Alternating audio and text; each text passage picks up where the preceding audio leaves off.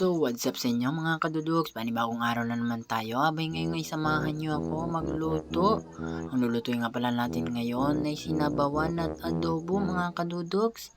At ito nga mga kadudugs ay hinati-hati ko nga at hiniwa-hiwalay. Dahil masyadong malalaki nga pala itong pinaghiwa nila.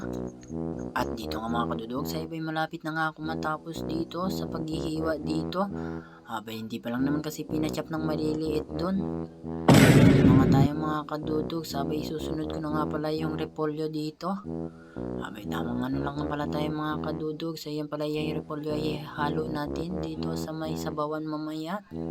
At sinunod ko na nga pala dito yung rekado niya, yung bawang sibuyas nga lang pala. Abay inuna ko na nga pala dito yung sibuyas mga kadudogs. At dito nga ay inenext ko na nga pala yung bawang. Abay yung bawang ay medyo nahihirapan naman ako. Saka medyo may tanga naman kasi pala ako. Tingnan nyo naman. Abay buksa-buksan ko pa may pwede naman palang pukpukin to. Anak ka naman kasi naman ng teteng kadudogs. Pinahirapan mo pang sarili mo. Abay mag-isip-isip ka naman. At dito nga mga kadudogs ay matapos na nga ako. Dito hinugasan ko na nga yung karne. Abay pang tatlo nga pala hinugasan yan mga kadudogs. At dito na mga kadudog, sabi akin ng iluluto. Abay nahirapan pa nga ako dito sa pag-open sa gasol. At eto na nga. Saka dito na nga tayo mga kadugs, tinanggal ko pala yung tubig niya. At dito ay papakita ko pala itong nagawa ko kanina. At dito na mga kadudog, sabay pinagpapainit na nga pala ako ng mantikang. Sarap ipurwak sa mga chismosa. Abay joke lang. At dito na nga nilagay ko na nga yung bawang at sibuyas mga kadudogs. At tamang halo nga. Halo mo yan, ihalo ko to. Magaluan tayo. At dito nga mga kadudogs, tignan nyo halo na naman. Aba hindi tumitigil sa paghalo-halo. At medyo nag-brown na nga dito mga kadudogs. Kaya nilagay ko na yung karne niya. Abay dito nga mga kadudogs, sabay tamang halo na naman tayo. Abay walang katapusan na halo-halo ito. Anak naman ng teteng. Abay nagsawa na nga pala ako sa kakahalo at alagin ng tinakpan mga kadudogs. A few moments later. At dito naman makadudog, sabay tinignan ko nga kung nag-brown na. Abay wala pa nga. Bakit kaya? Abay halo na naman tayo dito. Walang kasawang halo na to. Naka naman ng teteng. At dito naman kadudog, sabay nilagyan ko na nga siya ng paminta. Abay sinunod ko na nga pala dyan yung betchin mga kadudogs. Abay mahirap masobrahan, baka mahilo si Papa, lasing na nga. At dito nga mga kadudogs ay nilagyan ko na rin ng asin. Abay dito na nga tayo. Abay tamang halo na naman. Abay nakakahilo ka na. Abay dito nga mga kadudogs, sabay na sobra nata ako sa halo dito. Kaya naisipan ko na ang isarado ito. A few moments later. At dito nga mga kadudog, sabay aking binuksan na naman aking ni-check. Abay tamang halo na naman. Abay malapit ko na pala ipukpok sa ulo mo yung patin niya. Nakakairita ka na dyan.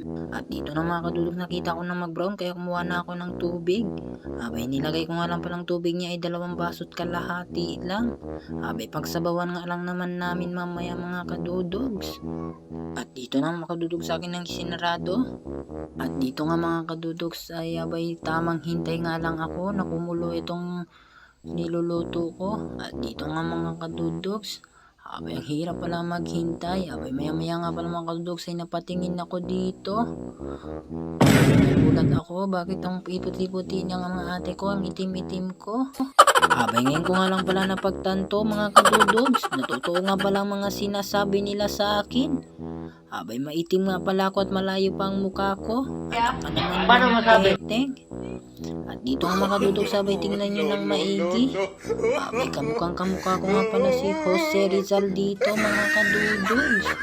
Abay tingnan nyo naman. Abay napaisip ako dito, that time siguro na ginagawa ako. Abay nasa madilim. Sila ate ko naman ay nasa liwanag. Abay anak ka naman ng teteng. Abay kahit ganun mga kadudogs ay okay lang sa akin dahil masipag naman ako. At dito nga mga kadudogs, sabay tinignan ko nga lang itong sinaing ko. Abay pagkahawak ko ay nalusyan pa ako. Abay, ang tanga-tanga ko naman.